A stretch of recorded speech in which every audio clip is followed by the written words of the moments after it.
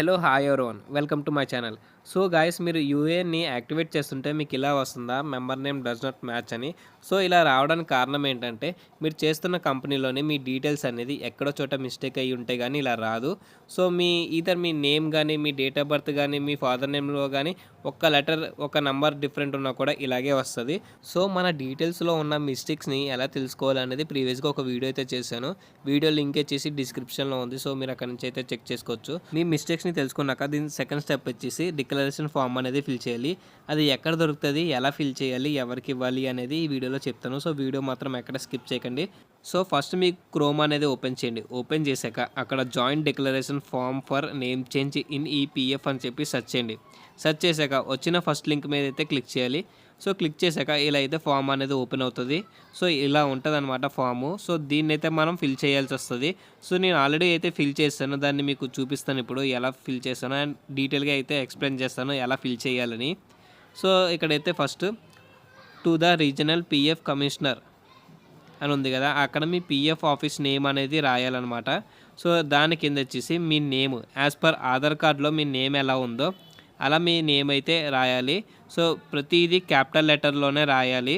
So రాశాక దాని కింద వచ్చేసి మీరు ఏ కంపెనీలో వర్క్ చేశారు, సో ఆ కంపెనీ నేమ్ అయితే అక్కడ ఇవ్వాలన్నమాట. సో కంపెనీ నేమ్ అని ఉంది కదా, అక్కడైతే మీ కంపెనీ నేమ్ అయితే ఇవ్వండి. ఇచ్చాక కింద ఇక్కడ యూఏఎన్ నెంబర్ అనేది ఇక్కడ రాయాలి, లేదు అంటే పిఎఫ్ నెంబర్ రాసినా పర్వాలేదు. అండ్ ఇక్కడ కొంచెం కిందకి స్క్రోల్ చేస్తే ఇక్కడ టేబుల్ అనేది ఉంటుంది. సో ఈ టేబుల్ అనేది మనం ఫిల్ చేయాలన్నమాట. సో ఏవైతే మన డీటెయిల్స్ రాంగ్ ఉన్నాయో సో అవైతే ఇక్కడ ఫిల్ చేయాలి. నాదైతే నేమ్ రాంగ్ ఉంది కాబట్టి ఇక్కడ నేమ్ అని ఉంది కదా ఫస్ట్ బాక్స్, సో అక్కడ కరెక్ట్ నేమ్ అయితే రాయాలి. మీ ఆధార్ కార్డులో కంపేర్ చేసి ఆధార్ కార్డులో ఎలా ఉందో అలాగే రాయాలి. రాంగ్ అన్న చోట మీ కంపెనీలోని మీ నేమ్ ఎలా ఉందో అలా అయితే రాయాలన్నమాట. ఏదైతే మిస్టేక్ ఉందో సో ఆ మిస్టేక్ అయితే అక్కడ క్లియర్గా ఉండాలి.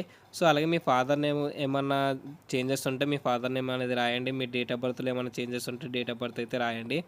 ఇప్పుడు కొత్తగా జాయిన్ అయిన వాళ్ళకైతే ఆధార్ కార్డ్ లింకే రావట్లేదు.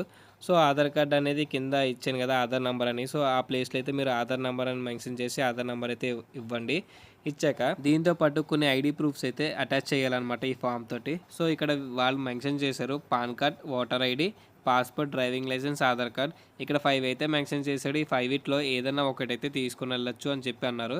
బట్ మీరు 2 అయితే తీసుకుని వెళ్ళండి. మెయిన్గా ఫస్ట్ దానికి ఆధార్ కార్డ్కి అయితే ప్రిఫర్ చేయండి, దాని తర్వాత పాన్ కార్డ్. సో మీరు ఏవైతే డాక్యుమెంట్స్ తీసుకుని వెళ్తున్నారో ఆ ప్రతి డాక్యుమెంట్ మీద మీ కంపెనీ యొక్క స్టాంప్ ఉండాలి, దాని మీద మీ ఎంప్లాయర్తో సిగ్నేచర్ అయితే ఉండాలి.